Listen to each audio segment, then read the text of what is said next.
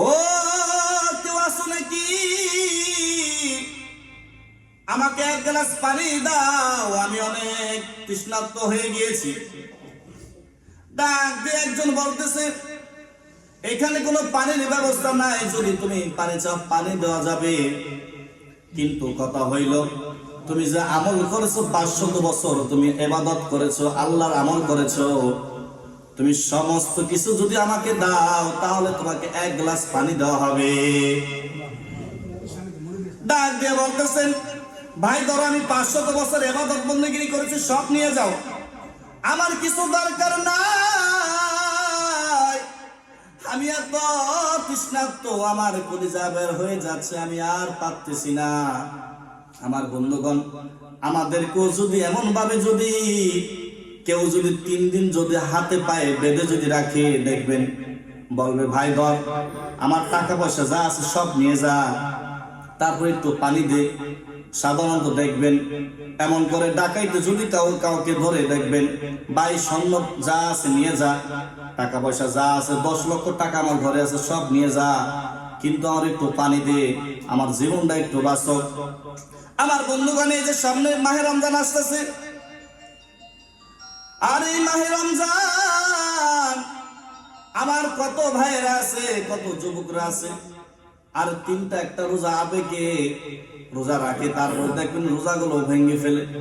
আল্লাহর কসম করে বলে, আল্লাহ রাসূল বলে, সারা বছর তুমি ইবাদত বন্দেগী করলা কি করলা না, আল্লাহ রাব্বুল আলামিন তোমার হিসাব নেবে। কিন্তু রমজান মাসে আল্লাহ তাআলার ইবাদত সহি মতন পালন করিয়া যখন নাকি তুমি আল্লাহর রোজা গিলা তুমি সুন্দর মতন তারতিব ভাবে মানলা, আল্লাহ রাব্বুল আলামিন তোমাকে এমন হতে পারে তোমার সমস্ত গুনাহ মাফ করে দিতে পারে। সুবহানাল্লাহ। আমার বন্ধুগণ, দেখবেন চার দোকানে বড় একটি কাপড় ঝুলাইয়া, চার দোকানের ভিতরে এই জাহেলগুলো দেখবেন পান খায়, সিগারেট খায়।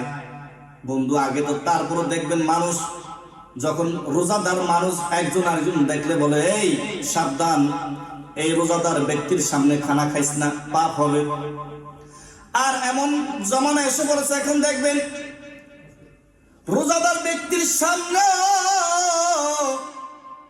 বিড়ি খাইতেছে। গত বছরের কথা কি বলবো, এক জাহেল আমার সামনে এমন ভাবে ধোঁয়া দিতেছেন, আগুনের ধোঁয়া, আপনার বিড়ির ধোঁয়া। আমি বললাম, ভাই একটু দূরে যান, আপনার ভিতর কি ইমান বলতে কিছু নাই, নিজে রোজা রাখতেছেন না, আরেকজন রাখবার দেন না। এই যুবক শুনে রাখো, আল্লাহর দরবারে কি জবাব দিবা? আল্লাহ তাআলা যদি বলে, যুবক শুনে রাখো, যৌবনকালে যত হিসাব, যত যৌবনকালে যত ইবাদত করেছো, বন্দেগী করেছো, সব দাও, সব দাও। আল্লাহ রাসূল আল্লাহর হাবিব বলেন, বুড়া বয়সে কোনো হিসাব নিকাশ নেওয়া হবে না।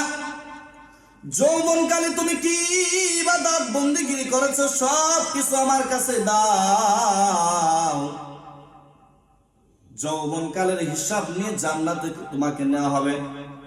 কারণ হলো, বড় যখন হয়ে যায়, মানুষ বুড়া হয়ে যায়, দেখবেন ডায়াবেটিস হয়, স্ট্রোক করেছে, ঠিক মতো ওযু করতে পারে না, ওযু ভেঙে যায়, কত কষ্ট বুড়া মানুষের। এই যে দেখবেন, এই যে শীতের দিন আসলো, শীতের দিন ওযু করতে পারে না, ঠান্ডা। অনেক সময় আমার বুড়া চাচারা দেখবেন বলে, তায়াম্মুম করলে মনে ভালো হয়। 1 কিলোমিটারের ভিতরে যখন নাকি পানি আছে, দেখবেন ওই পর্যন্ত তায়াম্মুম ফরজ হবে না। 1 কিলোমিটারের ভিতরে যদি পানি না থাকে, তখন আপনার তায়াম্মুম ফরজ হবে। আমার বন্ধুরা, আমি যে কথা বলতেছিলাম, আল্লাহ রাব্বুল আলামিন যৌবনকালের হিসাব নিয়ে জান্নাতে নিবে। বলবে, এই আমার যুবকেরা, আসো আসো, জান্নাতের ভিতরে প্রবেশ করো, জান্নাতের নিয়ামত গুলো সব নিয়ে যাও। সুবহানাল্লাহ।